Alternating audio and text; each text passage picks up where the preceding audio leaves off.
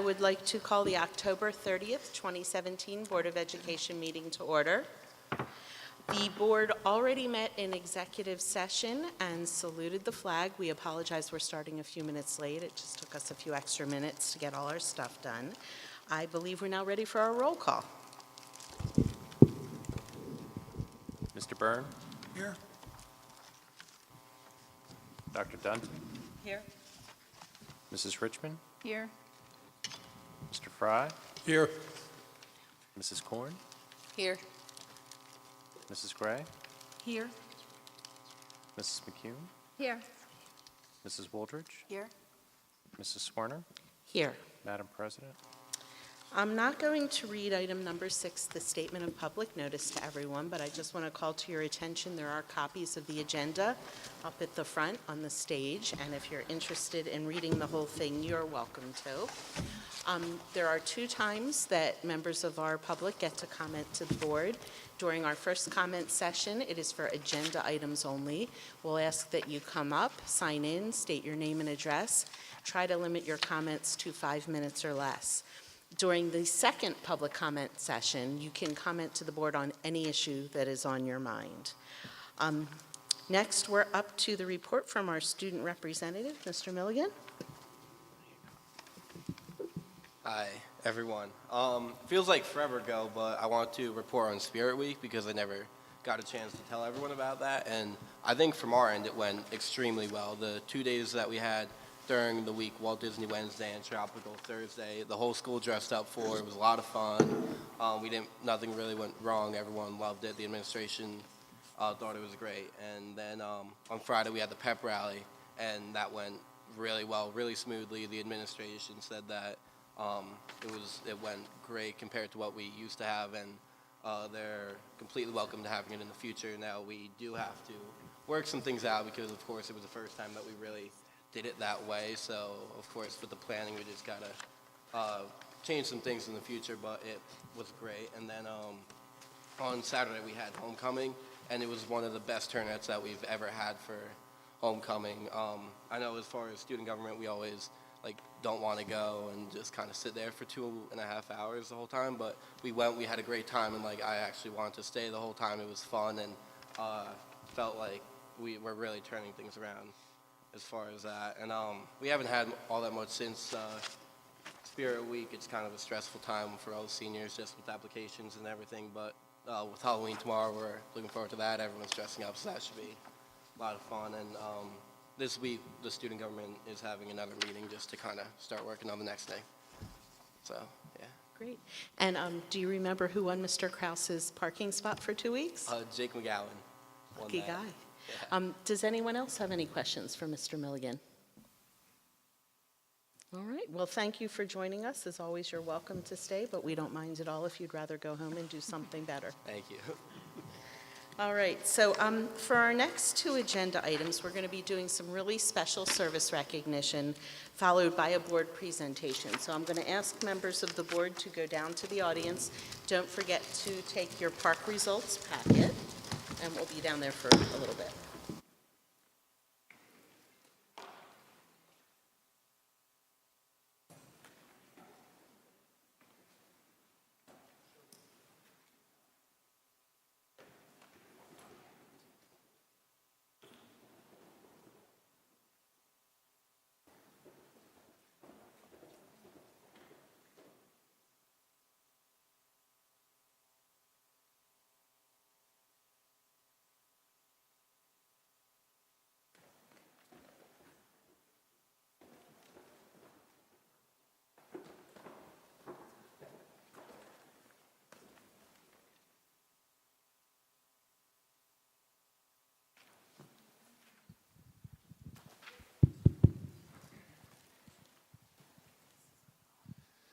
Good evening, everyone.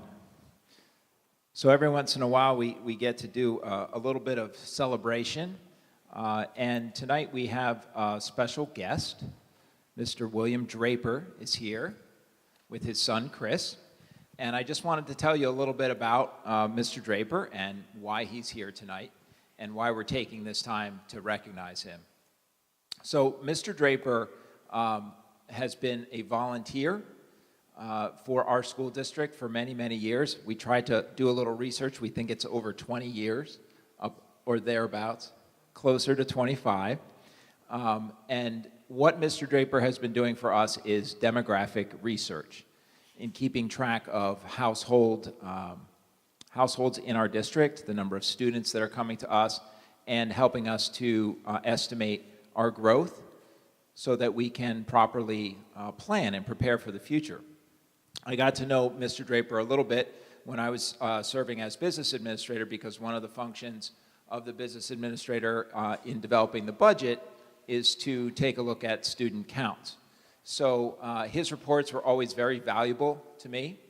Mr. Draper was very, very kind. He would come over to my office and just talk to me about the reports. And then he would leave, and sometimes people would tell stories about Mr. Draper. And they'd say, "You really got to listen to this guy. He's as smart as, he's like rocket science smart." I said, "Yeah, he seems like it." So I remembered that. And then maybe it was about 2 years ago, I came over to visit you at your place. And when I got over to visit Mr. Draper, I went into his space, and we were chatting. He was telling me stories about his life. And as I'm standing in his room, looking around the walls, I'm seeing rockets everywhere, like launching rockets. And I realized, wow, he really is a rocket genius.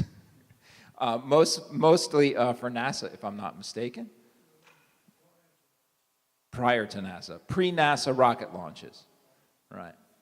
And I mean, some of the stories that you told me, I don't know that I should say in public, because I'm afraid I could get in trouble for the story that you told me about things that happen with rockets. But in any case, I just wanted to take this opportunity to recognize Mr. Draper and all of his years of service for the board, not to mention the accuracy of the information that he's provided the board for years.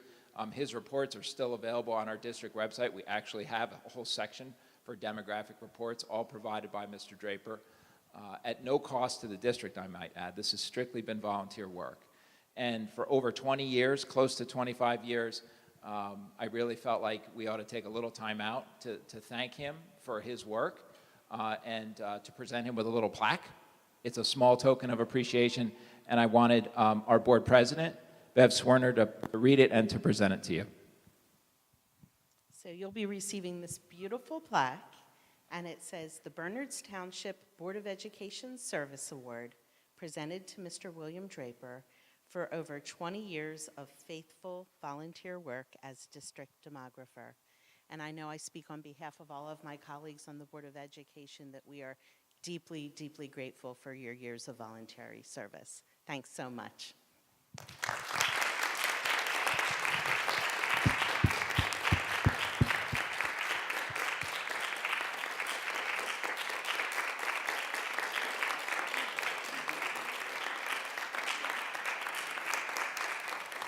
Would you like to say anything?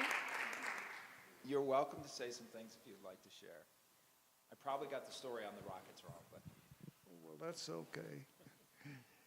Anyone is welcome to come by and read some of the awards and so forth and get the correct answers if you've said incorrectly at any time. Am I speaking loud enough for you to hear me? Let's see. I had a couple of things I wanted to mention. I just have to think of them as you were talking. Accuracy. Believe me, most of the reports you read on forecast are not accurate. People I contend they just kind of guess and don't do this very scientifically. But if you look at the reports that you get from me, it's laden with where all the information came from, what the significance of it is, and how it bears on the total. Can you hear me back there? Oh, all right. But one very important item is the number of children that are born in this township. That is a big factor. And you will not get any correct information on this in the future. The state and the State Board of Education about 2 years ago changed the way in which the information is distributed. the township no longer receives monthly a report of every child born, their birth certificate. It's all combined into a total. And you can't do anything with that information. You just have to guess at it. What are these parts that make up this total? So that's a key element that is lost in the future. And as a result, I don't know who's going to take over this work. They're going to get around this. There are statistical ways that you can, but I was working out some algorithms on some of this and saw, my goodness, I can get almost a 2-to-1 difference. And both are correct, but yet not proper. But by correct, the correct mathematics used, but not the correct answers. That's a key point that you're going to miss in the future.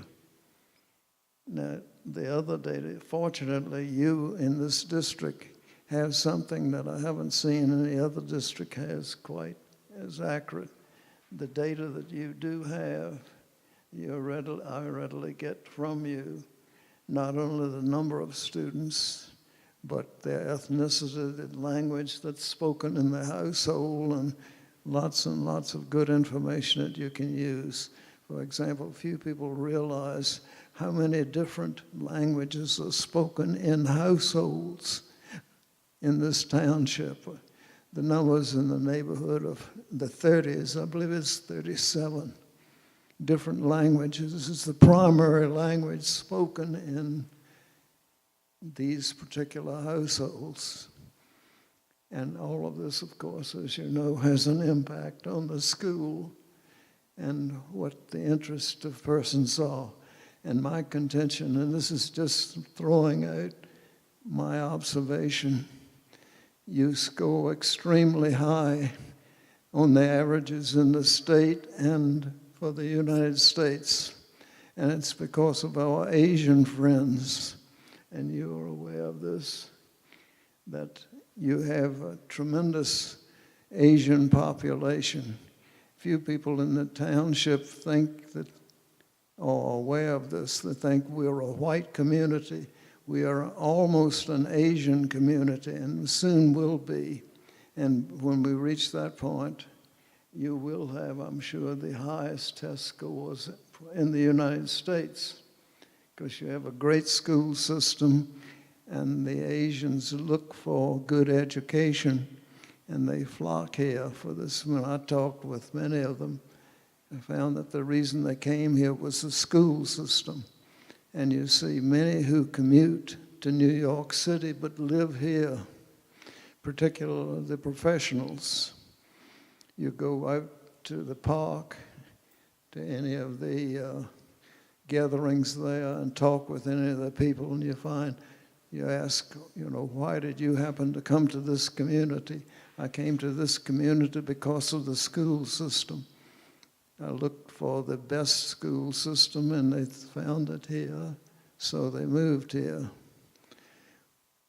That's applauded for the community, of course, and for our school board and our school system. Well, I could go on for hours talking about, but I'm not going to do it. Thank you very much, Mr. Japer. Thank you very much. Congratulations again. We appreciate all of your service for our district. Thank you. And you're welcome to enjoy the rest of the meeting if you like. So up next, we have our testing report, and here to help us with that this evening is our Director of Curriculum, Dr. Brian Heineman, and our Supervisor of Mathematics, Ms. Tara Bowman. Thanks, Brian. Thank you, Mr. Markarian.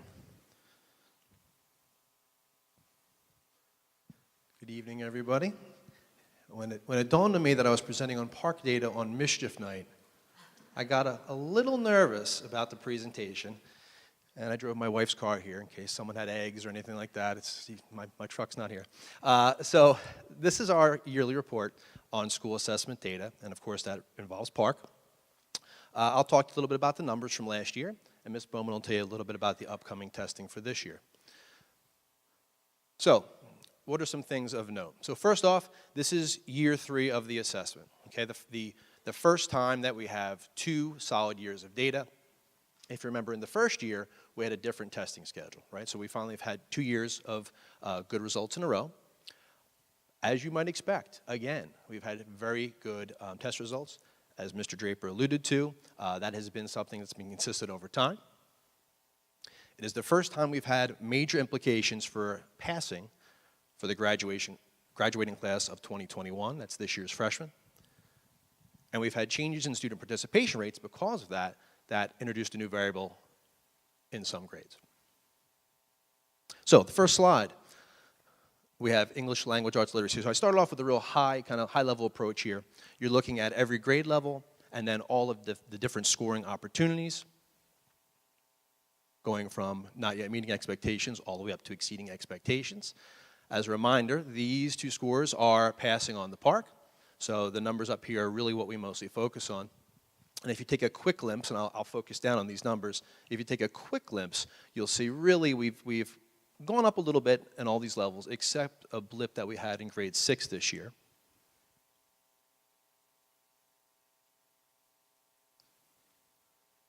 Now, so the same chart with mathematics.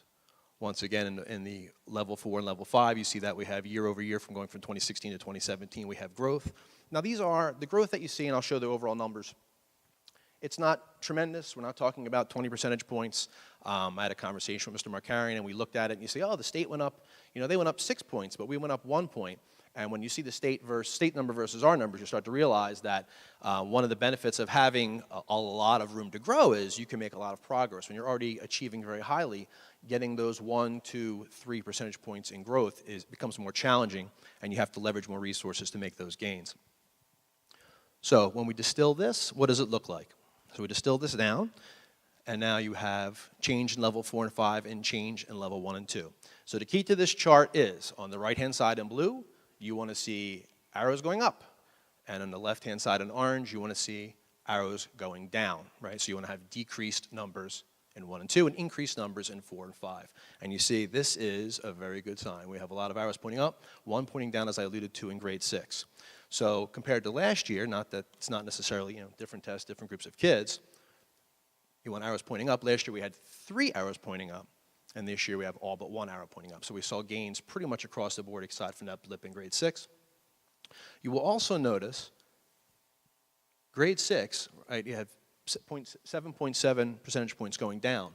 But over here, it's only about half that. So the difference is most of those kids moved into the 3 score, right? This is not accounting for that middle 3 score. In mathematics, a little bit more of a mixed bag. Once again, you want arrows going up over here, and you want arrows going down over here. You see on this side, it's about 50-50, but look at the numbers. Some of these are mostly insignificant, 1 percentage point, 0.3. So if you're looking at an average class, remember 1 percentage point is about 4 students, right? So if you look at that, that'll give you an idea about how many kids we're talking about, mostly. It starts to fall apart a little bit in math at the test here, because don't forget, in mathematics, they start taking course level tests, not grade level tests, right? So students in grade 8 might be taking algebra, they might be taking geometry, and they might be taking 8th grade math. So these numbers are somewhat suspect and difficult to really analyze. So I'd love to say, wow, this is really wonderful, and it is certainly very good, but just statistically how good it is a difficult piece because of students participating in the test, as well as the way students break out into that geometry class. Okay, so our numbers. And we know we've struggled with this in the past, right? We know this has been a challenge for us as a district, and with the class of 2021 starting to have to actually succeed and pass tests, we have seen some increases in test taking. In 2016, we had a total of 2,706, and last year we had 2,813, so an increase of about 107, mostly in grades 8 and 9. You see the numbers in 11th grade are still quite low. Those students obviously realized in grade 11 the test did not have much meaning for them. And that is unfortunate, but we could see that all across the board. The numbers down here were pretty consistent. So we saw good participation really from 3rd grade through about halfway through middle school. And after that, it was a bit of a mixed bag, and we're starting to see the increase in the upper grades. Now, it's hard to say why. I would take a guess that although the students didn't have to pass it, if they knew, for instance, they had to pass it in the future, some students probably started taking the test because, well, if I have to pass it next year, maybe I'll take it this year so I at least see the test once. That's anecdotal, and it's a sample size of 1, me. I have a 9th grader myself, and that's exactly what I told him to do. I said, take the test because you're going to have to pass it next year, so I'd rather you see the test once before you go in there and have to take it to pass. In mathematics, as we might expect, in algebra, we had a large increase, right? Because for many students, that was a requirement to pass that assessment, right, for graduation. And that would even be, that would be our 8th graders last year, that class of 2021. So here we have a bigger increase in mathematics, about 265 more students taking the assessment. So how do we compare versus the state? So I know we always like to think, well, the state, we almost always beat the state, right? Actually, we always beat the state. And so how do we actually draw much value from these pieces of data? And in actuality, we don't, right? It's a challenge because we beat them handedly across the board. And what we used to look at was how we compared to similar districts. And that has become difficult with the way the state has given us data. So in the past, we used to have peer groups that we could look at and get the data from, and now you have to almost manually go out and try to track down that data if you want to see how do we compare to like districts. The good news is, and we're not talking about it tonight, but we utilize the MAP test in our district from the end of grade 2 through grade 8. The MAP test is extraordinarily valuable because it does let us do that. We can get reports that show us how we compare to similar districts. We can get reports on the specific questions that students struggle with, and we can measure growth in a much more specific way. So that relates to Park because what we found is when we looked at our MAP data from last year and we looked at our Park data, we found that it did correlate. So when we saw the blip in grade 6 and said, well, why did grade 6, why did they have like this little, 7% dip? We saw that in MAP as well. So in MAP, we saw a little bit of a dip in 6th grade as well. So this is high level mathematics. You'll see similar things. Obviously, you see some of the numbers here. Grade 3, these are a score of a 5. We have about 35% of our kids getting a 5 in grade 3. The state is at 13.7, right? So quite a big difference in students getting the highest score in grade 3. So I put all those numbers together to make it nice and easy to look at in one quick chart here, and you get to see these are scores, students that are essentially passing, right? So percentage of students with a 4 or 5 on the assessment from grade 3 through grade 11. In ELA, it's pretty straightforward, right? Because aside from this, so we know this is a nice number, but we know it's about 30-something kids taking the test, so it's not a whole lot of value there. But we do see across the board here, these are all good numbers because we have good participation. So generally in ELA, you see that you have about 25 percentage points higher than the state achievement across the board. That's pretty consistent across the grade level, that on almost every grade, we beat the state scores by about 25%, which is nice to see. And this also breaks down by school, and it's pretty easy for ELA for William Annan Ridge because it's just grade level courses, but you'll see it does change a bit when we look at mathematics. So in math, it is even higher. So across the board, we mostly beat the state by about 35 percentage points, okay, depending on the grade level. So that is, a pretty spectacular feat. It's wonderful to see that 35% per grade level, we have a higher passing rate, but once again, it's hard to extract much value of that because we know it is lumping us together with all school districts in the state, and we have always achieved much more highly than the vast majority of them. But these are very good numbers to see. In grade 8, that is a bit of a challenge, and the reason that is, once again, is because the only students taking that test, it's a small number, and it is all the students who have not taken algebra in grade 7 or grade 8.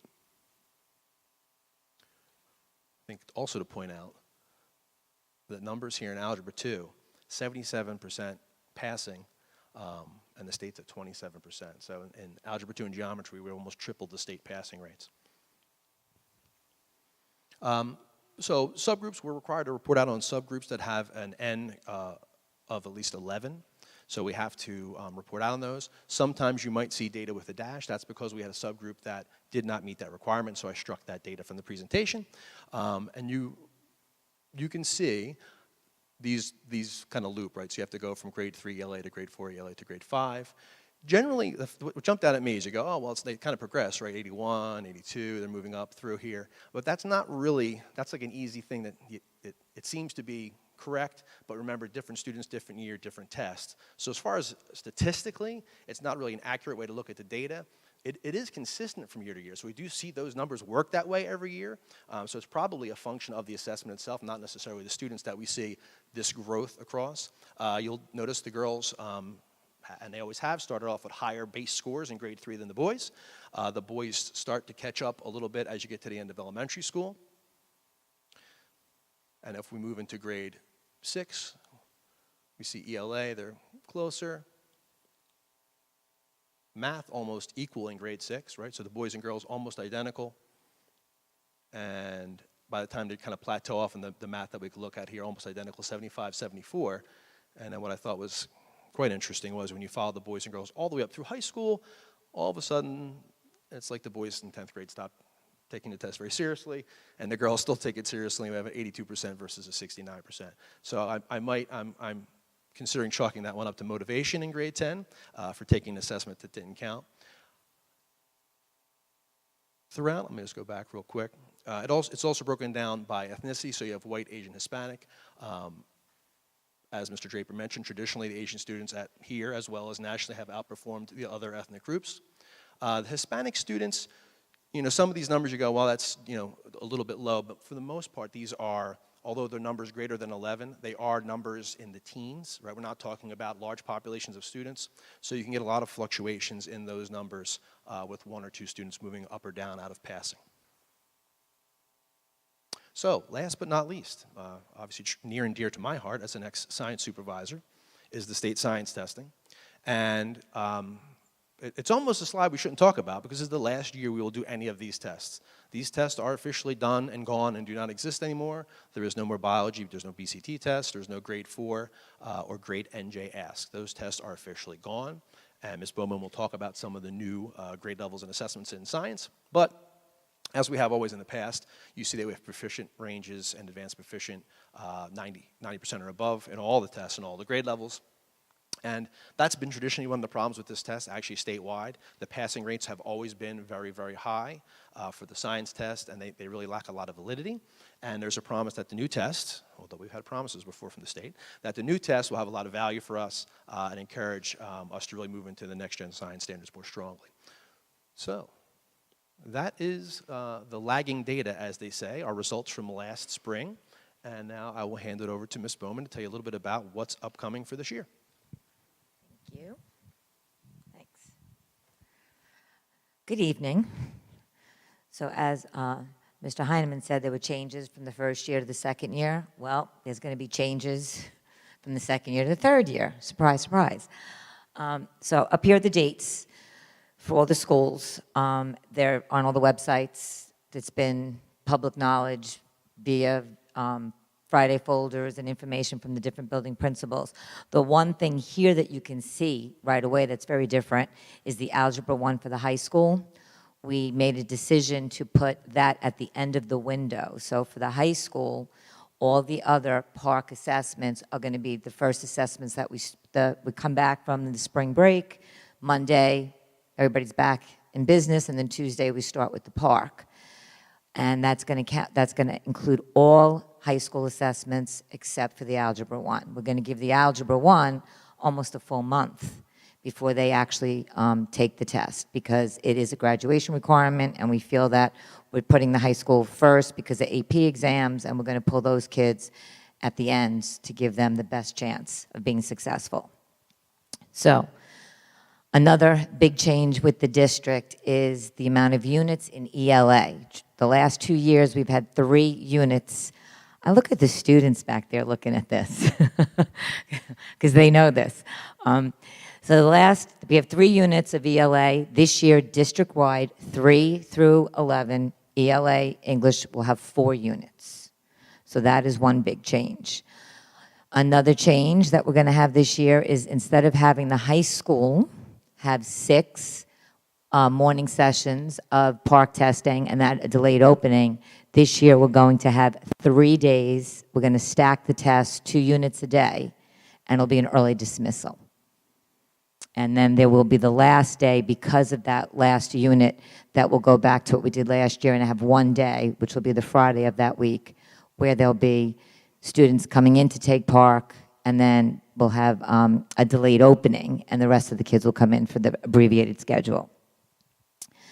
And this is a huge change. It's a lovely change. Everybody's thrilled about it.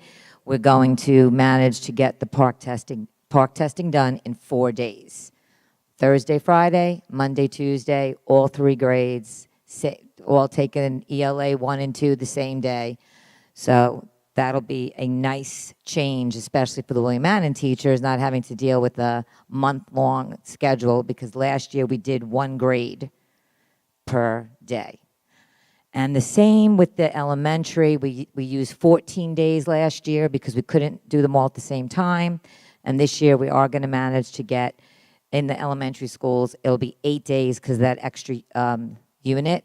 So 8 days straight, 1 unit a day, all elementary schools, and they'll be done in 8 days. Okay, so the graduation requirements. Good news with that, nothing's changed. So pretty much the way it was last year remains this year. And there is a link on here to go back and look at all the different years. But bottom line, graduating class of 2020, still, they are our current sophomores.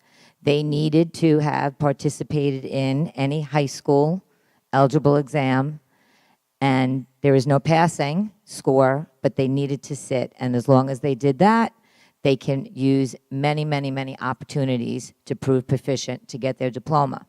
Graduating class of 2021 is the same as they said last year. There's only going to be 2 opportunities. And again, I'm going to read that the highlighted that it provided that students in the class of 2020 take all park assessments associated with the high school level courses for which they are eligible and receive valid scores. That does not mean they have to have a passing score. They had to have sat, so that would have been our freshmen last year. They should have taken ELA 9 and whatever math they were taking as a freshman. Now, the class of 2021, which is our current freshmen, last year there was a large population of those students that did sit in an algebra geometry course, and even a few were up here at the high school taking Algebra 2 as 8th graders. The good news is we had a great turnout. I'm going to say close to 99% of the kids did take the test. There is a passing score associated. They had in algebra have to get a level 4 or level 5, and as long as that was done, they're fine. And if that was not done, they're still okay because they took the test.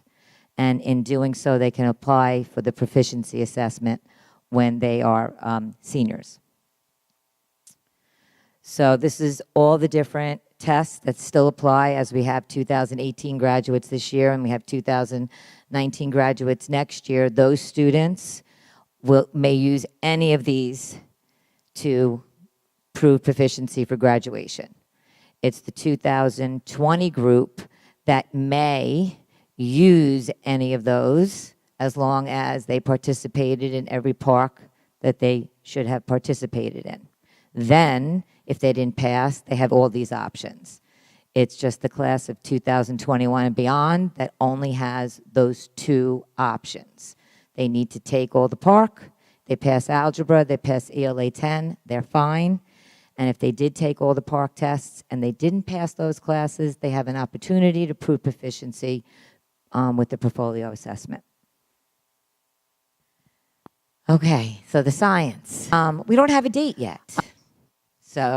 But we do know that they're working on something. I'm hoping that we will find a firm date, or we'll get a firm date sooner rather than later, but it definitely will be the spring of 2018. It is definitely going to be computer-based, and it will be aligned with the next generation science standards. There will be no fourth grade science. So this, unfortunately, the students that were fourth graders last year that took the New Jersey S Science, that's the population of students who will be taking the science assessment this year as fifth graders. Grade 8, again, as we had in the past, and then it's going to be grade 11. It is not a science biology assessment. It's a combination of all science courses, and they need to take it when they are in 11th grade. And then there are resources that we have on the slideshow too. This will be posted, I'm assuming, on the board website, and you can click around and play around. So, is this time for questions? I will add in a final caveat that we will have a new governor shortly, and everything we said tonight may become null and void at some point in the near future, and then we'll have to explain to you something different. So with that being said, we'll open up to questions from the Board of Education. I'm going to start right at the very end and ask, what does our science supervisor think of the aggregate of the 3 subjects being tested in 1 year? Is there concern about retention, and has that feedback, which I'm confident there is, been communicated to the state?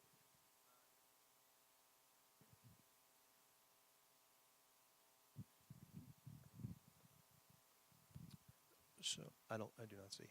So great question. Mr. Misiak is say nervous, but intrigued, let's say, by all the different possibilities of what this assessment might look like, because we have really no idea as to the balance of it. As the ex-science supervisor in the district, I feel the same way. I had a meeting with Michael Hines, who's the state science coordinator, a week ago. He promised a date for the test, November 15th. Or he promised the state would give us something by November 15th, and then said, but it's a state, so who knows, which is interesting considering that's who he works for. And he gave us a little insight about the design of the questions, and the question types are very different and complex. So I have some, I think the thing that I took away positive from the meeting with him and the examples is that the questions are not just content driven.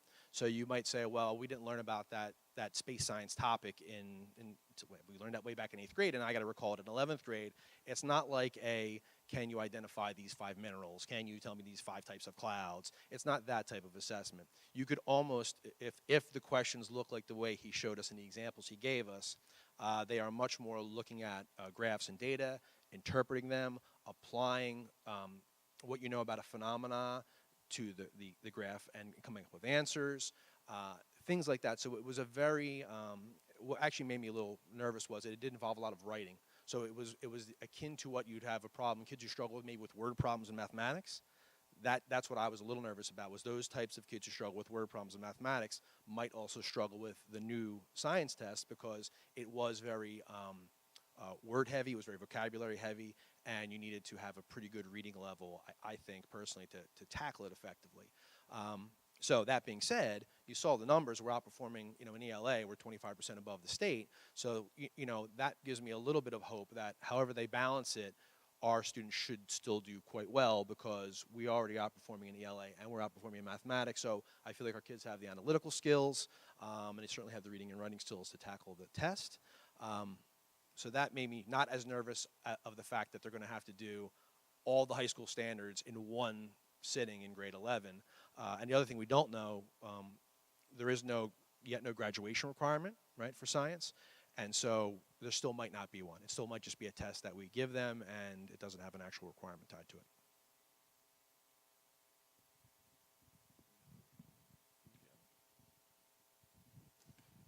So I'm all for making some lemonade out of lemons. So there is some data here that maybe we could use to address improvements. So for an example, the one that jumped out, I think, to everyone is the 7.7% decrease for the 6th grade in ELA. So what sort of things might we be doing when we see a big jump like that to improve performance of our students in the future? Not necessarily on the test itself, but if we work with the assumption that competency in the area is not as strong either. Great. Yeah, so one of the things we did first when we looked at that data is to see if that was, if that data had come down the line with those students, right? Did we see like this coming? And there really wasn't anything that showed that. What I mentioned earlier was the MAP test. And so, you remember, by the time we get this data, we're already kind of, pretty far, we're scheduled, that's all done. And so the MAP test also reflected those same issues. So we had already talked about this by sheer luck, right, or I guess by lucky correlation that between these two assessments. We already knew about the sixth grade struggles back in June of last year. So we were already able to talk to teachers about what their MAP scores looked like, help them group the students, and know about the students they have ahead in their classrooms for grade 7. So this is something that we already kind of had addressed, and then when we had this data, we went, oh yeah, look, here it is again. We're still seeing the same data in Park. So a lot of it is really grouping the students, providing the teachers with the MAP data, and the MAP data gives you, the score in MAP tells you where they're ready to learn, so that really lets you focus what those exact students need, right? So that learning level piece of it that you don't get from Park. So there's much more value to that test. So not that we don't use that number, what I'm saying is we use that number, but only literally through the application of the MAP assessment. So if I'm hearing you correctly, we would probably be taking the same corrective actions with MAP alone. We would. Okay. I'd love All whoever is the new governor to say, why don't you just use MAP as your state test? That'd be wonderful. In some states, they do use PSATs and other common Okay. assessments. Yeah. Note taken. Well, that just summed up my first comment. It's very disappointing, and the timing of getting the results back, not being quicker and everything, it's just the whole thing. My other question or comment was about the logistics, because I'm very happy to see that we've reduced the number of days of testing at, particularly at WAMS, because it was so spread out, but at all the schools. Is that just because we're able to logistically get the Chromebooks moved around better this year? Because we've been looking at the technology, and so we didn't increase them this year.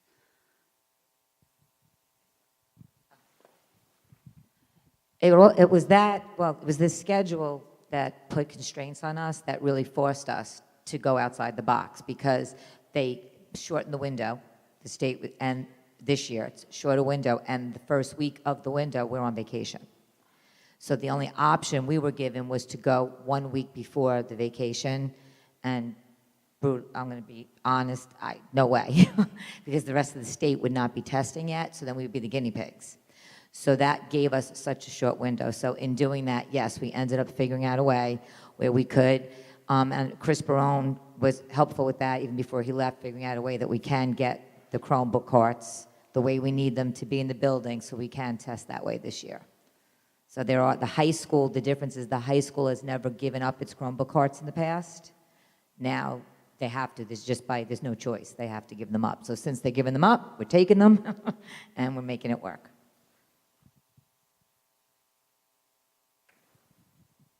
I was wondering, how much extra time with this extra ELA unit? Like, are we looking at an extra 2 hours of testing about? 110 minutes. I'm sorry, that's secondary, 90 minutes elementary. We believe that's once every 3 years, right? Yeah, We have to do that. It's Yeah, so you're right. So that little pilot test that we get selected for, every school gets selected for that once every 3 years. So basically, everyone takes their turn in a rotation. We did not get it until the third year of testing. So the good news is we probably won't have it again for a bit, but I yes. guess it's also good that you compressed the schedule this year. Right. Because if you had that with the lengthy schedule, it really would have been difficult.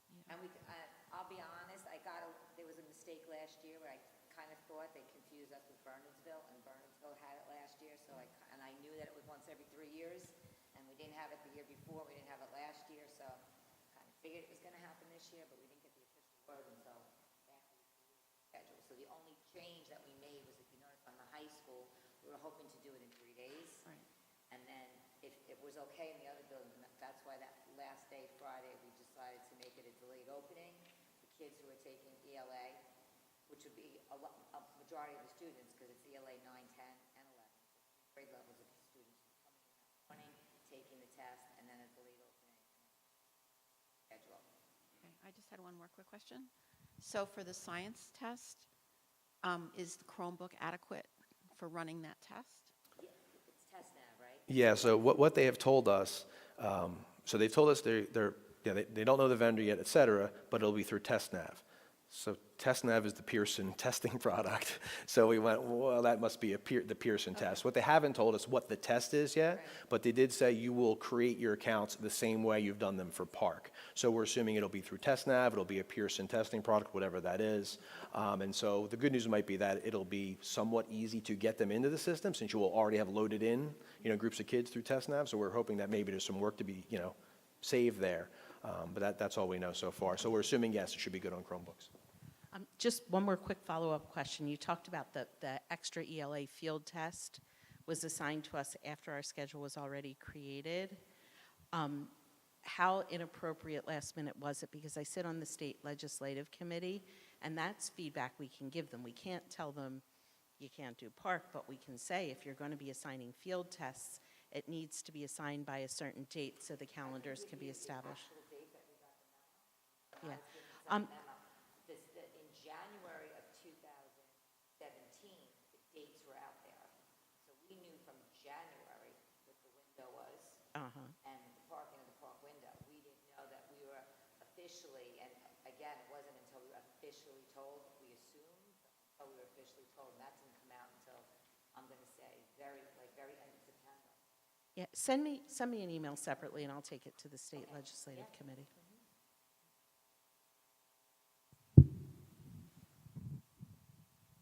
I just wanted to know, of the 2,800, more or less, that tested in 3 through 11, how is that as a percentage of the test-eligible population of those grades? I don't know the number off the top of my Because head, in but the I can. beginning, it was quite poor, right, our percentage participation? Yeah, you can, I guess let me just go back to this slide real quick here.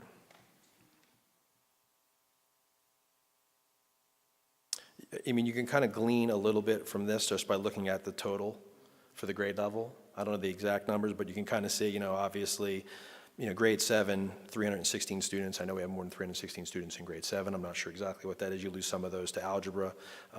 This is probably the purest numbers, right? So you could take those versus what we know are the approximate grade level totals. I don't have that off the top of my head, but we still have a little bit of room to go. And we know, obviously, when they're required to take the test and pass them, we'll probably have that participation increase. And you don't know, like, how different it is between the grades? Like, are we still getting a better percentage participation for the elementary? Oh, yeah, we absolutely know that. The percentage is very high at the elementary level. 50 or whatever per elementary grade level is much closer to the actual total for that. It is very close to the total. It was very high. I don't know the exact number. I think it was in the 90s. Where we're seeing the issue still is the high school, right? The students who know, and it's hard to blame a student who knows that this has no meaning for them to sit there and really focus, because we mentioned you have to have a valid score, right? That was said during the presentation. That means you have to attempt the test, right? A student can't just sit there and go click, click, click, click. Okay, I'm done. The computer it'll give us no score for that kid. So when we get the result back, it'll just say nothing. So we don't know. The state wouldn't tell us exactly what a valid score is, but we took that to mean they have to attempt some number of questions. There's probably a time. There's probably some algorithm that works out in the computer that says if you didn't do X number of answers in X amount of time, we're going to call that an invalid score and not give you a result, but we don't know what that is. So, students really probably figured, why am I going to even bother? I'm just not going to do it at all, unfortunately. So we have a lot of invalid results at the high school level. Well, they just wouldn't come back as nothing, right? It would be as if they just have no score whatsoever. Yeah. For example, that 34 in the grade 11, there was probably closer the very first day of about 50 11th graders. A lot, then they didn't come back the second day when they saw her. Right. Or some of those kids, so there's only 34 valid scores of about When they 50 saw kids. how few were That were participating. there, right. And the same thing, if they were done within a very short period of time, and we just don't get any data. So in general, if we're looking at giving ourselves kudos for our performance. Oh, I think so. But it's more valid at the lower grade levels because we are having really representative group of kids participating. But at the higher grade levels, the scores may not reflect as much reality Right. because there's a huge percentage who are not. Correct. And it's hard to say, If they're average or they're Right, Yeah. you don't know, is it distributed, is it one group or another group? It's very hard to say what it's going to be.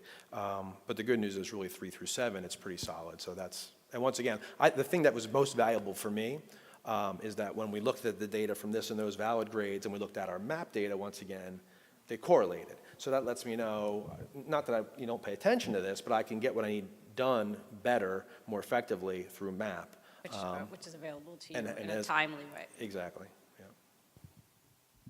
I just want to follow up on that because I'm a little uncomfortable with that exchange, given that I have a ninth grader and I don't think there's even 450 kids in that year 2021. So that's nearly 95% that you have as a valid score. Yeah. So that's a pretty high number. Well, right, because 2021, it counts. No, I understand Yeah, I'm sorry, that. yes. The ninth grade Yes. was pretty much all year. It was amazing. I think it was 28 ninth graders. Yeah, I'm sorry, I should have been clear, but, yes, I apologize. Right, well, yeah. It I is- just want, yeah. and eighth grade, because you spoke about seventh grade, I don't think that the eighth grade's bigger than 450. That's still 90%. Yeah. So not too terrible. Yeah, I mean, now that it's counting, absolutely, no, I agree, absolutely. 10 and 11 is still Yeah. not so much, but, Yes. yeah. And don't forget, even if you have to take them and, you have to pass them and then take all of them still. So that will, because then you might say, oh, well, next year we'll see a spike in ELA in 10th for the 10th graders, but then they'll stop taking, they won't take, the next math test. But they have to take all the series. So if this continues, theoretically, you should see the numbers go right up for the next 2 years.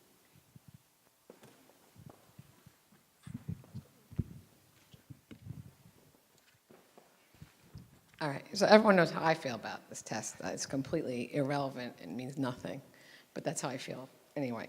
But a couple of questions I had was, because the cut scores, we don't even know what they are. We don't even know where that comes from. So our kids are going to do well on it, but you don't know.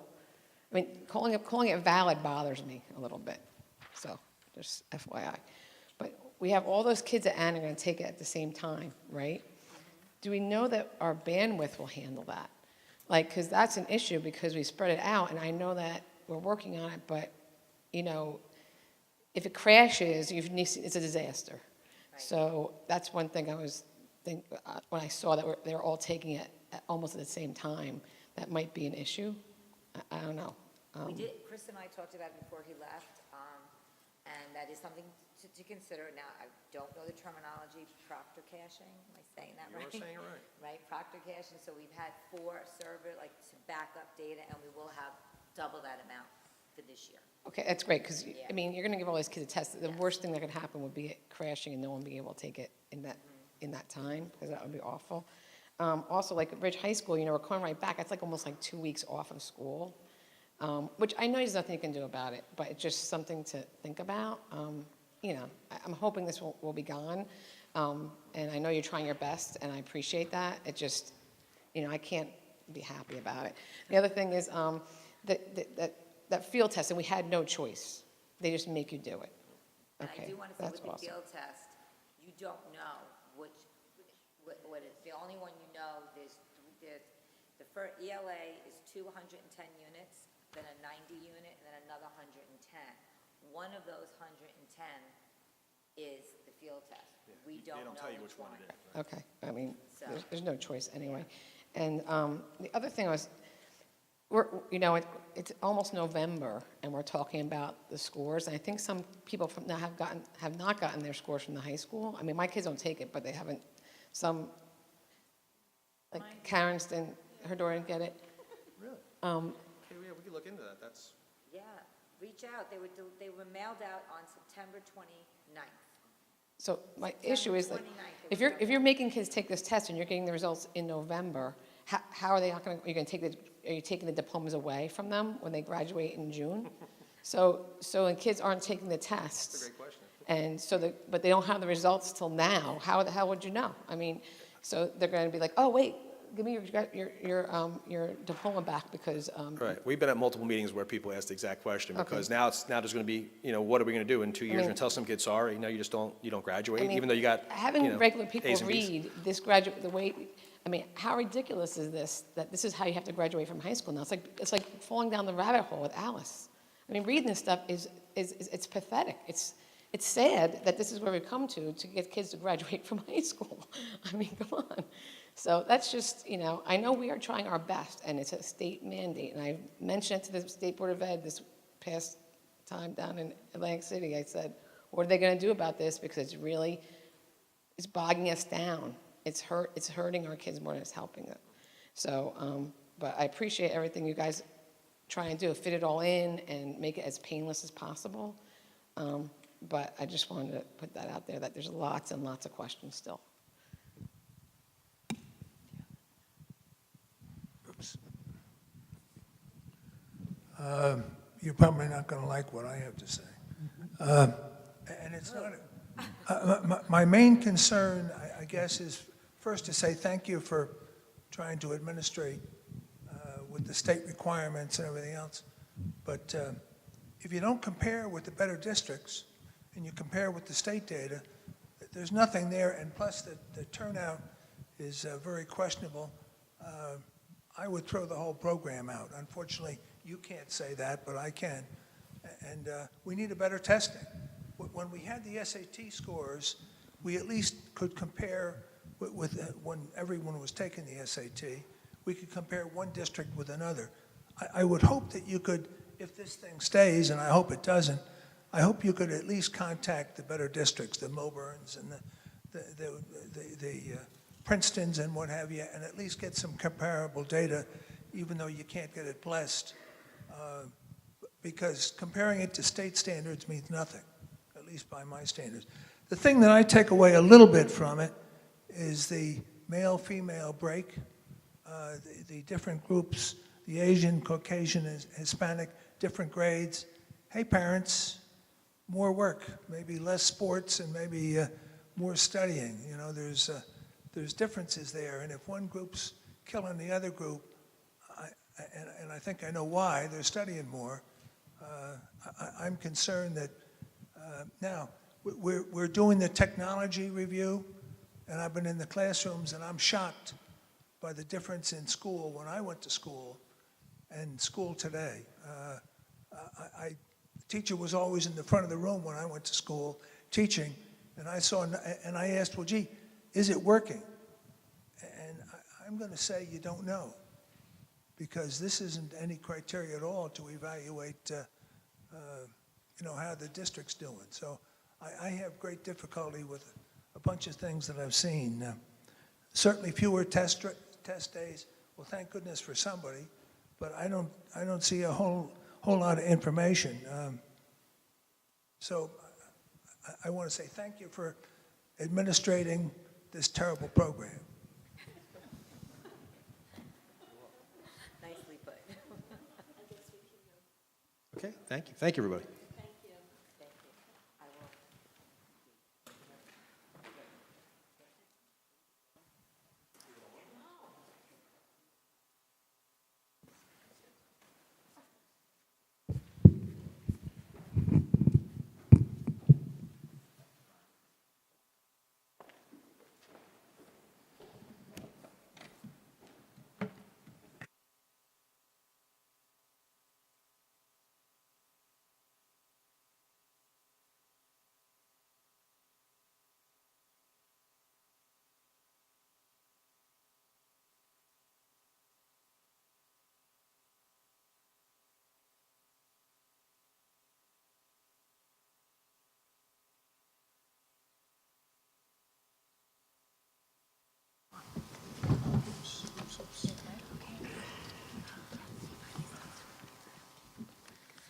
All right, we are now up to item number 10, the superintendent's report.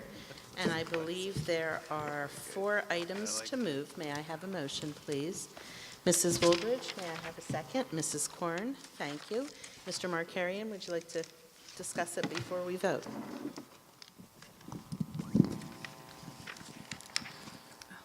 Okay, so we have a few items. Some of them are standard items. Our HIB report item number 4 is the standard one. We have 3 item 3, going in backwards order, is our extracurricular clubs. As part of our policies and procedures, we started to recognize when a new club was starting so that we had a formal record of its inception date, because at a future date, the club may start to receive financial support from the board. That does not happen at its inception, but it may happen in the future, so we wanted to formalize the start date. So we have a few clubs starting up at Ridge High School. The second item was I believe our nursing report. No, I'm sorry. Our evacuation drills, again, that's part of our policies and procedures. We have to recognize when we are doing our evacuation drills for our school buses. They added that requirement. I think it's about 2 years ago now. We started to have a board motion to recognize when we were doing our bus evacuation drills. And finally, Mr. Syatt works with the nurses on an annual basis to develop a plan to submit to the county office, and we have to approve that as well by resolution. Are there any questions for Mr. Markarian before we vote? No? All right, Mr. McLaughlin? Mr. Byrne? Yes. Mrs. Gray? Yes? Dr. Dunton? Yes. Mr. Fry? Yes. Mrs. Richmond? Yes. Mrs. Korn? Yes. Mrs. Wooldridge? Yes. Mrs. McCune? Yes. Mrs. Swerner? Yes. Madam President? We are up to item number 11, which is public comment on agenda items. If you have comments for the board on anything that is on tonight's agenda, I ask that you come up, sign in, state your name and address, limit your comments to 5 minutes or less, and please only address the board once during each comment section. Do we have any public comment on agenda items?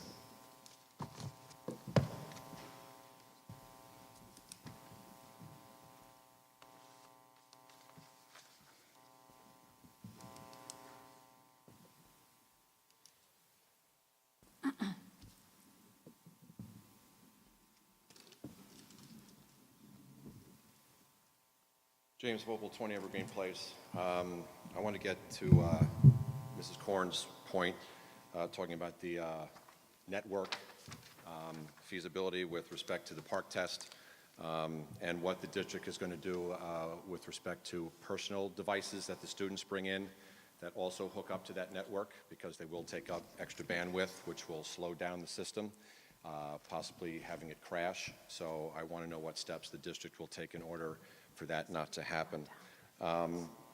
Also with the testing and the results, I noticed that the climate of the staff in terms of the survey said that they don't feel that they have enough time to teach the material, and that goes directly to testing. So if you feel that you don't have enough time to test the material, what is the district going to do to support the teachers to make them feel more at ease about what they have to teach? I myself have to administer the park in grade 5.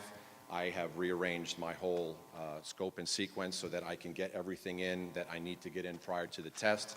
However, I keep hearing that teachers are ram-jamming through the curriculum just so they can get everything covered, so that way the students can take the test. So I'm wondering, what supports will the district be giving their teachers in order to alleviate some of the pressures that they feel in terms of teaching the amount of material? And then on a last note, if you guys have a timeline on analyzing that climate data, that'd be appreciated. Thank you. Are there any other comments?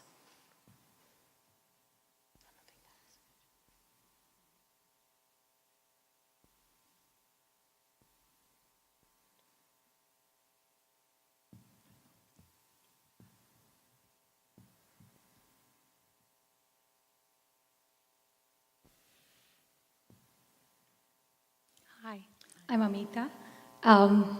Two of my boys go to this township school, one in middle school and one in high school. And I'm one of the parent could you please state your address also, Amika? It's 5 Watchung Drive. Thank you. The reason I'm here is in the agenda it was mentioned that there is an approval for the clubs, the new clubs. Till last year, myself and another parent volunteer, we have been running the middle school National Science Bowl. And our school children, the William Annan children, the middle school kids, ranked, 2 years before they were the top. They came first in the state. And last year they came third in the state. But they have been preparing very hard on their own and they're working. But then this year it brought to our attention that the school is going to run it as a pay and play program, something like that. So I'm working with the principal and Tom Mishak. But then my question is there an approval that is needed from the board for that, because we are not collecting anything or the board is not funding anything for us? So should it be in the agenda or should it not be? I thought because board has to approve for us to be the parent volunteer even for this year. So I'm not clear, so that's why I brought in today. Okay, we'll address that once Please public address. Thank comment's you. over. Is there any other public comment on agenda items? All right, so we're going to close that. I think I can handle Amika's comment. I sit on our personnel committee, and I believe we already approved the National Science Bowl. Volunteers. Other personnel people, do you remember that? Yeah, so that's already been approved. I'm going to let Mr. Markarian address the other issues.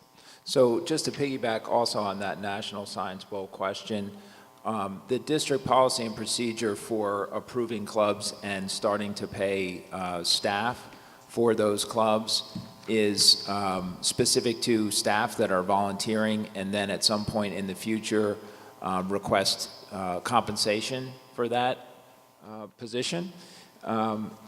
We don't actually have a policy that would address parents that are volunteering to handle a club for us, although we did make an accommodation in policy a few years ago to allow parents to be board approved as volunteers to run clubs so that clubs could run with parent volunteers as the advisors when in fact no staff members wanted to run that club. So there's sort of two worlds, the world of staff members running clubs and then parent volunteers, and there aren't the same guidelines for each, and that might be part of the confusion. So to the latter question that we just received, I'll have to talk to Mr. Kraus about that to get some more clarification on what the thought process is. But we also have a category of activities that have been running as pay-to-play. Most recently, we started up a forensics club at the middle school, and that one is running as pay-to-play. So there's all different venues of trying to get different activities going for our students, depending on really who's available and interested in being the advisor to those activities. And we've tried to kind of take the philosophy that if somebody wants to step up, whether as a volunteer or as a paid position to run a club, we're trying to offer the students as many opportunities as we can. So that's why we've got all different types of scenarios going on to try to keep opportunities open for our students, because we know how important that is. With respect to some of the other questions, we are taking a look at the park testing and the broadband system. As Ms. Bowman mentioned, our former director of IT has been instrumental in building up our capacity for broadband to be able to handle full school testing. And I recall that last year he had a method, technology-wise, to prevent kids from jumping onto the broadband or staff members that weren't logging in to use broadband to do the testing, to try to keep the traffic free doing the park testing. As far as the timelines, the scopes, and the sequences relative to the teacher surveys and the climate data, I think all of those things go together, and I have asked each of the schools to work throughout November to finish taking a look at each of their school climate data so that we can get back to the board with some more follow-up, because I know we covered just the high school so far. We're now up to our committee reports, starting with finance. I believe there are 26 items to move for finance. May I have a motion, please? I know. Mrs. Woldridge? We're going to have a motion, then I'll have you report. Oh, We skipped the minutes. Yeah. I apologize. I thought you were talking about the finance minutes. Back to item number 12, my bad, approval of minutes. May I have a motion for that, please? Dr. Dunton, second Mrs. Wooldridge. May we have a vote, please? Mr. Byrne, Yes. Mrs. Gray, Yes? Dr. Dunton, Yes. Mr. Fry, Yes. Mrs. Richmond, Yes. Mrs. Korn, Yes. Mrs. Wooldridge, Yes. Mrs. McCune, Yes. Mrs. Werner, Yes. Madam President. All right, let's try this again. Committee reports. We have 26 items to move for finance. May I have a motion? Mrs. Wooldridge. Second, Mrs. McEwen. Mrs. Wooldridge, do you have minutes to report for finance and Yes. anything you want to discuss? Yes, okay. So the Finance Committee met on October 19th, and the first topic we talked about was an analysis of using self-insurance for our health benefits. So the Finance Committee first discussed self-insured health insurance at the May 17th meeting, and that was based on preliminary information from Arthur Gallagher. And self-insured means that the school district would assume the financial responsibility for health benefits instead of paying a premium to Horizon for a fully insured health plan. The school district has always had a fully insured employee health plan and still has that type of health plan in this current school year. At the meeting on October 19th, three representatives from Arthur Gallagher gave a detailed presentation to the committee that compared the cost considerations, advantages, and disadvantages of self-insured health insurance versus fully insured health insurance. So self-insurance can be a feasible option for organizations of our size.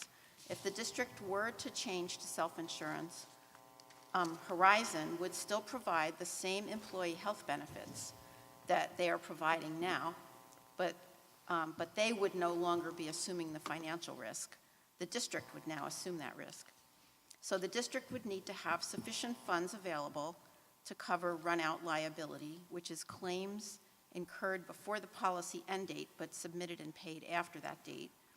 And the district would also be responsible for claims between 100% and 125% of estimated incurred claims.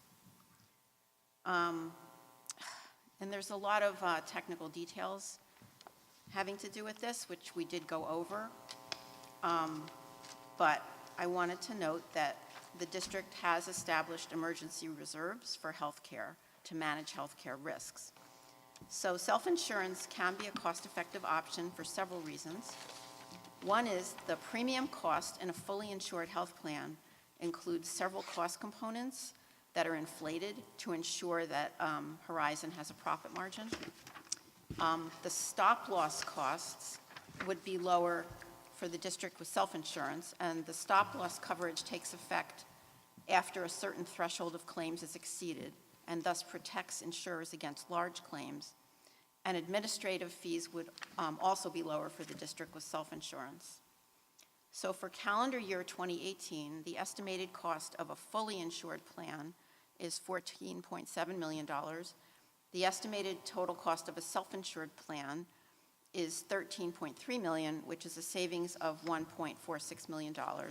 And then the district could have potentially have estimated savings of between $1.5 and $2 million per year in 2019 and 2020. So based on the information that Arthur Gallagher provided, Mr. McLaughlin believes that a change to self-insurance starting in the 2018-19 school year could be cost-effective, and a board decision is needed by December of 2017 for budget purposes. The second topic was the annual audit. So Mr. Scott Clellan from Wiss & Company presented the results of the 2016-17 annual audit for the district. The deadline to submit the audit to the state is December 5th, and Mr. Clellan reported that there were no findings for corrective action, and the district received a clean, unmodified opinion, which is the highest level. And this is number 24 on the finance agenda. The next topic was the budget development calendar for 2018-19. So the budget guidelines for 2018-19 were distributed on October 20th. All budget documents from staff need to be returned to Mr. McLaughlin by December 8th, and budget prep is closed on the 15th of December. Then, in December 2017 and January 2018, the administration will develop a draft budget with Board of Education and public feedback, and then the administration will make revisions as needed. Approval of a tentative budget will occur at the first Board of Education meeting in March of 2018, and then the public hearing on the 2018-19 budget will be held at the second Board of Education meeting in April, followed by tentative final approval. And then I just wanted to go through some of the agenda items. 1 through 3 are recurrent items. 4 is professional development. I wanted to point out item 6 is a donation of $14,972.30 from the William Annan PTO for several items, including breakout boxes, EDU kits, Viking Academy rewards, note chairs, and Little Bits Makerspace. Item 7 is a cost reduction of $27,000 to the custodial maintenance grounds and management services contract with Aramark. Item number 8 is authorization for Spiesel Architectural Group to provide architectural services at Cedar Hill School. The purpose is to enlarge the behavioral disabilities classroom and renovate the copier room to provide office space for the guidance counselor who would have to move because of the classroom expansion. Item 9 and 12 through 20 are for existing students. Item 21 is a contract with the Somerset Hills YMCA for use of the pool by special education students. This is a no-cost program. Item 22 is a contract for $9,900 with the Somerset Hills YMCA for use of the pool by the Ridge High School swim team for the 2017-18 school year. Item 23 is approval of Mount Prospect School's application to Sustainable Jersey Schools for a grant of $2,000. And then again, item 24 is accepting the annual audit. So does anybody have any questions? There's a whole bunch. Why don't we start at the end with Mrs. Korn and work our way across the I don't table? have a hard, I just have a question about the expansion at the Cedar Hill School. And are they expanding it because I mean, obviously, is the classroom too small? Are there more students? Have we gotten more students for this, the behavioral program? It's in the annex. So it's I can't hear, I'm sorry. It's in the annex section of the Cedar Hill School. So we had just renovated that about 3 years ago and created a BD classroom, which was consolidated but relatively still new at the elementary level. That's kind of taken off, and now they have more students and they need some additional space. Okay, I was just curious if the program had expanded. Okay, Mrs. Richmond? Same topic. When you said that the guidance counselor office is moving to the copier room, where is the Cedar Hill copier room? Because I can tell you. It's next to the music room. No, I know where it is, Yeah. but I can tell you it is buzzing all day long. It's used constantly. Well, they're So- going to move the copier room as well. So it's not like I they're just gonna wanna make sure they're they're not not losing the eliminating the copier copier, room. no. Okay. I think Mr. Ciampola has a closet someplace in mind for that. I think he's spreading them out, some of them yeah. going next door to the teacher's room next door. Right. The teacher's room is like a room or two down the hall from the copier From the room. lounge, the teacher's lounge? Yeah, the teacher's lounge. So he's redoing some of that space. He's already moved some of the vending machines around, and he's going to put at least one there, and he's thinking about spreading them around, spreading the buzzing. Not ideal, but I know that there's a challenge for space in that building. Mr. Byrne, do you still have a question? Yes, I do. It has to do with the Horizon Health Insurance Program. They're a big company, so if one of our employees had a major health problem that cost a lot of money, they have a broad base to pay that bill. We would have a much smaller base. What would happen if we got a claim that was much beyond our funding? Well, there's two things to understand about the way Horizon manages our health insurance. One is that, and as was noted in Mrs. Wooldridge's report for the committee, we would still retain their network and use them for administration, which means that the network of providers would be the same, and when individuals enroll, meaning per service providers, to be a provider in network, they agree to accept whatever the Horizon rates are for those services. So we would still have the same advantage that we have right now with respect to using Horizon network providers for our insurance, meaning that they might say the cost is X plus 10 for something, and Horizon says, that's fine, you're billing that, but because you're an agreed network provider, you're going to accept X plus 5. Okay, so that's one way that they manage cost in terms of the actual paid claim. Okay, they would continue to do that for us under this approach. Okay, that's number one.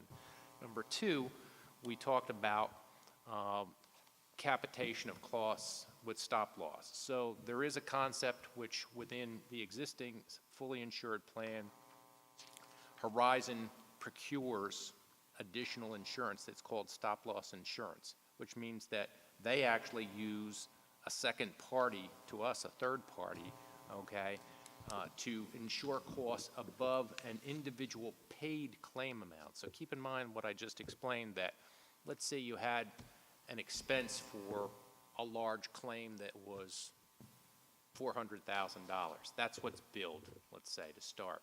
Horizon comes in, and the first thing they do is they say, okay, there are various providers in this claim, and these are network providers, so we're already going to reduce it because they're going to take X.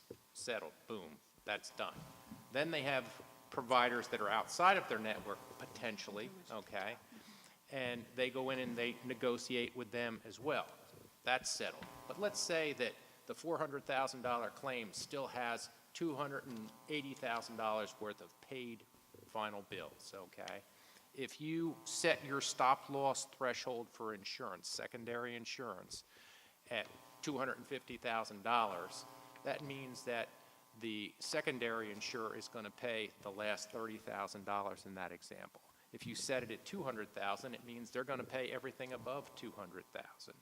And one of the things that we saw when we went through the whole process several years ago of stepping back from the retrospective minimum premium plan that we have with Horizon is that when you look at, the stop loss threshold component of the insurance, the amount that the district has traditionally paid in premiums relative to what has been paid in claims that exceed that threshold is extremely statistically small. It's abnormally small. Out of $4 million in pass-through premiums, only about 10% of claims over the last 7 years have exceeded that. So $400,000 worth of claims in excess of $200,000 out of an insured number of lives per year that's, in the 700 to 800 range, okay, consistently over those years. So it's a very low probability that you would have that, but if you did, that's what the purpose of that secondary stop loss insurance is for. I think that answers my question. Okay. But I'm going to ask it in a different way, because I know the savings of $1.46 million is very compelling, but I would imagine that there is an expense for the stop loss insurance that would take away from the savings. But I want to know. Those numbers are predicated on stop loss thresholds. Oh, okay. Well, that's. It's not, no, this assumes that we would continue to procure the stop loss insurance. However, we might consider setting it, and this is why we brought in Arthur Gallagher's actuaries to talk with us, we might consider setting it at a higher level. Horizon, in its book of business, does not give that discretion to the various insureds that it has. If you insure with Horizon for a fully insured plan, you take what they mandate, which is $200,000, which, as I said, in our case, meant that we paid $4 million worth of pass-through premiums in the last 7 years, against which their secondary insurer only paid out $400,000. So you could go higher and pay less. Okay. And I do like the fact that we have emergency reserves established already, but I do want to know, what's our exposure? What's the worst case risk? Well, that's one of the things that the actuaries ran through. So we asked them to look at, this gap. And this is where it does get a little bit complicated, but because it's predicated, first of all, on the thresholds that you assume. It's not vastly different from stop-loss threshold to stop-loss threshold, but the way that I think I can most simply explain it is that, in theory, if you have claims that don't reach the individual claim threshold, okay, you don't have your stop-loss insurance kicking in, okay? However, if in the aggregate you had claims that for individual members of your insured lives that exceeded what the actuaries estimated should be your paid claim amount for the year, which would be analogous to what we pay as a premium now, although keep in mind that's an inflated number for profit, okay? But they are all under the threshold loss, you'd be responsible for everything from whatever that premium was that you set for the year, that base amount, say $13 million, up to 125% of that. Then the stop-loss insurance kicks in. So now the question you have to ask, and we did ask the actuaries this, is based on increments going up, let's take it incrementally, look at, every $500,000 or so, every million or so, what is the probability that this could occur? Okay. So the probability, and let's take it to the extreme, that we would be in excess of, and I have to get the number straight, about $1.8 million above what we had in premiums, okay, is about 2.5% with a 90% degree of probability. So it's extremely unlikely because you have to have so many individual members have claims that are right up to the $200,000 level, So or the $250,000. the probability is low, but if something catastrophic were to We have an happen, emergency reserve. we could, okay. I would like to, I know I don't sit on finance, and I apologize if it was in the supplementary materials and I missed it, but I would definitely like to see some of those numbers in more detail before I'm prepared to vote. Yeah, which is in December, I know. All right, going down the line, does anyone else have any questions? We were at the meeting, so, Okay. I just have a quick question to confirm. In the folder, I believe the attachments that we went through with the details Rod was just talking about are included. Okay. With those different scenarios based on the different thresholds. Okay. Thank you. All right, then can we go ahead and have a roll call vote on items 1 through 26? Mr. Byrne? Yes? Mrs. Gray? Yes? Dr. Dunton? Yes. Mr. Fry? Yes. Mrs. Richmond? Yes. Mrs. Korn? Yes. Mrs. Wooldridge? Yes. Mrs. McCune? Yes. Mrs. Swerner? Yes. Madam President? First of all, I'd like to point out two things. I want to thank the William Annan Middle School PTO for their extremely generous donation. We're very fortunate to have the support of the PTOs in our community. And I also want to reinforce item number 24, which was the clean audit. That is very unusual and deserves a whole lot of praise, and great credit goes to our administrative team for getting us that clean audit. I know only a handful of districts ever get them, so thank you for all your efforts on that behalf. All right, now we are up to personnel, and I believe there are 33 items in personnel. May I have a motion, please? Mrs. McEwen? May I have a second? Mrs. Gray? Mrs. McEwen? Okay, the Personnel Committee met on October 20th. The first thing we went over was that Mr. Syatt reviewed the statement of assurances for personnel-related items for CUSAC. CUSAC is the basically accountability system to the state where we have to basically check off all the boxes saying that our district is doing things the way that they're supposed to be doing it. So we went through all the items that are personnel related, and we did meet all of our requirements, so we got full credit with the state. I don't know what that means, but that statement, as well as I think all the different areas for the other committees, will be presented at the November 13th public meeting and then submitted to the state after that. We discussed a whole number of different personnel items that I'm not going to report out on. We did have a discussion about the process of how clubs get funded, since clubs was discussed tonight. We kind of were just reiterating what was already a fact, that the policy committee last year clarified some changes in the policy and regulation to make it very clear about when this is Ridge clubs, that have teacher advisors leading them, about how they become a club in the first place, like the ones we had on tonight's agenda, and then how we keep track of their process, and then when they come up for their 4th year, if they're still in existence and they want to still be a club, then they would come to the board for approval for a stipend. So we did go over that. Let's see. We discussed different personnel, additional staffing requests that could come up for next year, but a lot of it is very preliminary because we don't have enough information in terms of enrollment, and we need to wait to see what the students schedule for in most of these cases. But we just kind of wanted to put things on people's radar. And we just reviewed the items that are on tonight's agenda. So, does anyone have any questions? Any questions before we vote? Dr. Dunton? What's the Ridge High Friday night socials? It is, as I believe it is, do you want to say, Nick, or else? No. That's part of our special needs program. We bring in some staff to help run those programs, escort students to things like bowling and movies. And there's the Twilight program in number 19, or something different.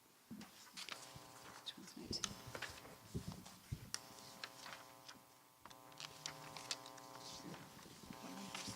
I think the Twilight program is for special needs students also, but it's not the same program. It's more educational.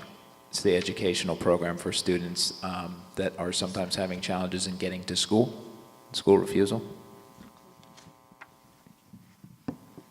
All right, Mr. McLaughlin, may we have a vote, please? Mr. Byrne? I just want to ask one question. The clubs, is that part of this, or did we just vote on that in finance? That was under superintendent's report. Okay, the answer then is yes. Mrs. Gray? Yes. Dr. Dunton? Yes. Mr. Fry? Yes. Mrs. Richmond? Yes. Mrs. Korn? Yes. Mrs. Wooldridge? Yes. Mrs. McCune? Yes. Mrs. Werner? Yes. Madam President? All right, Policy Committee report. I believe there is one item for motion. May I have it, please? Yes. May I have a motion? Mrs. Korn, second. Mrs. Richmond? Go ahead, Mr. Fry. I'm ready. We had a meeting early in October. We had no new policies, but we do have, for second reading, we have 7 policies, and I will read them off. P 2700, services to non-public school students.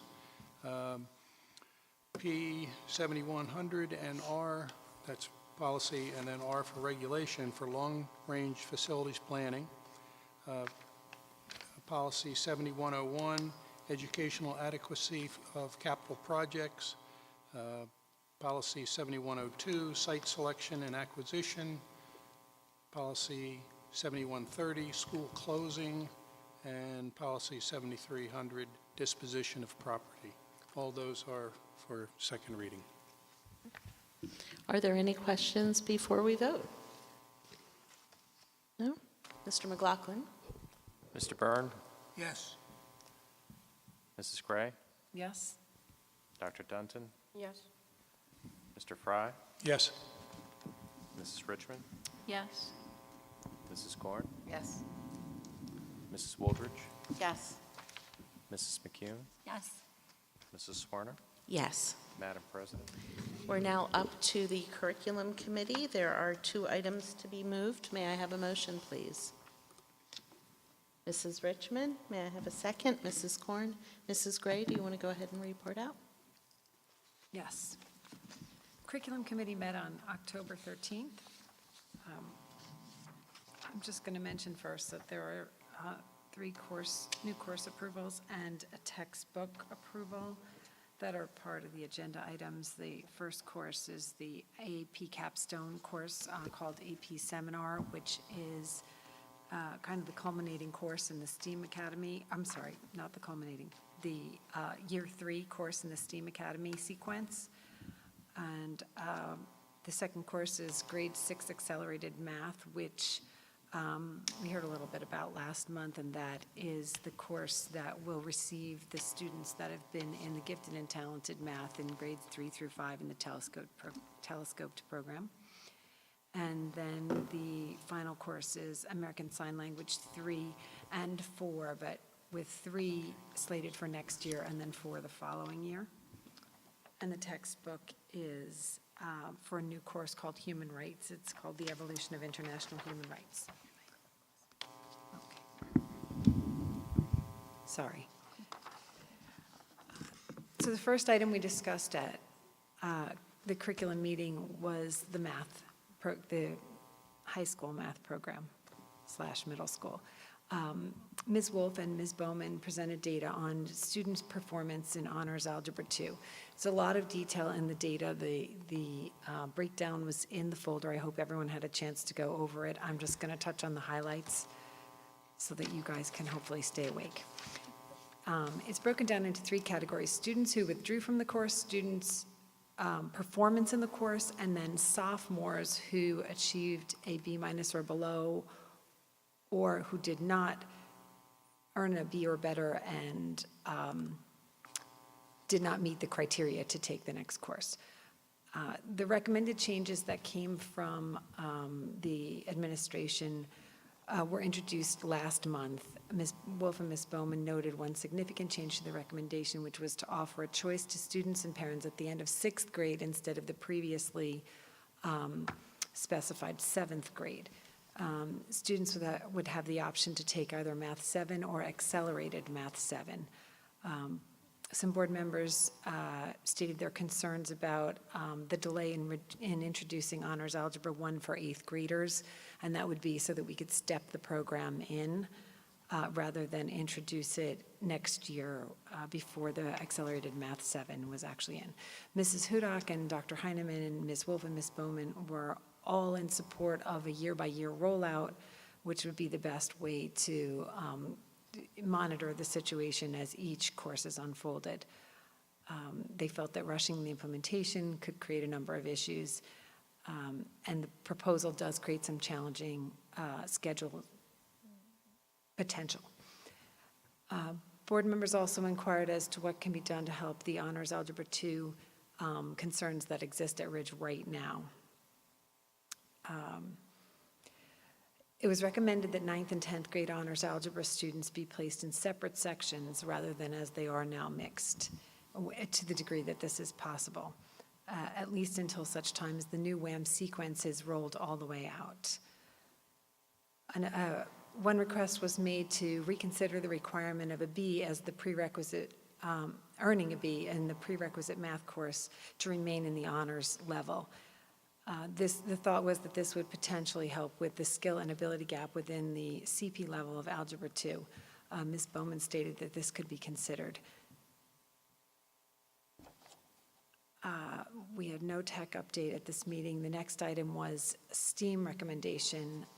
Given prior discussion and concerns expressed about the current structure, the STEAM Academy, the administration suggested an alternative, and that suggestion is to eliminate the application process and also eliminate the mandatory design and creation course for all first-year students.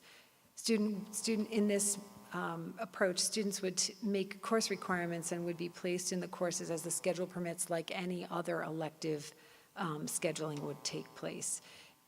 If the student expressed interest in continuing the sequence, counselors could make every effort to accommodate their request, but guarantees could not be made. Priority would be given to students who are freshmen who express this interest so that they would have the opportunity to complete the 3-year Project Lead the Way sequence. Upper level courses that are part of the current STEAM Academy requirements like AP Physics and AP Seminar or AP Biology would be taken by those students who would like to take them, but they would not be required. Committee members expressed varying opinions and no consensus was reached. Several members support the recommendation as it stands, and 2 other positions were to keep it exactly as it is now or to change it so that the design and create requirement is eliminated, but the application process remain. So I think we're going to have some discussion on that tonight. Sorry.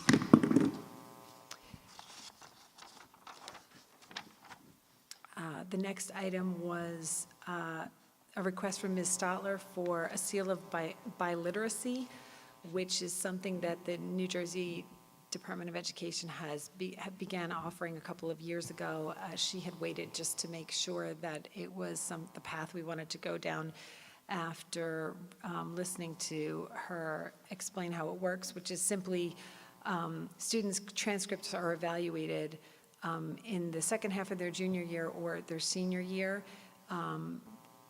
If they demonstrate, they take a test, but in each language. After they demonstrate proficiency in this specific language, they would receive a certificate and a seal on their high school transcript. It would only be available for languages that are currently offered at Ridge High School. Like personnel, Dr. Heineman gave the statement of assurances to the curriculum committee as required by the state, and everything was good. Lastly, the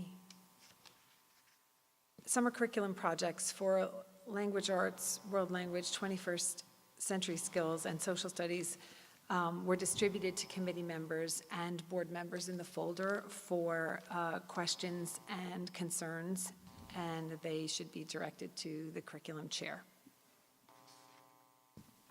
Any questions, concerns? How would you like to do this? Do you want to take questions or comments about every part of the report but the one where we need discussion, or do you want to get right into it, or? Any way that everyone would like is fine. Does anyone have any questions or comments about, besides the Yeah, STEAM? Yeah, okay, Mrs. For the Barnes? seal of biliteracy, what does that goes on your transcript? What does that, is it, do colleges look at that and say, oh, you don't have to take your first level? I don't know that we're suggesting that at all. I think it's just a demonstration of that skill set, and because each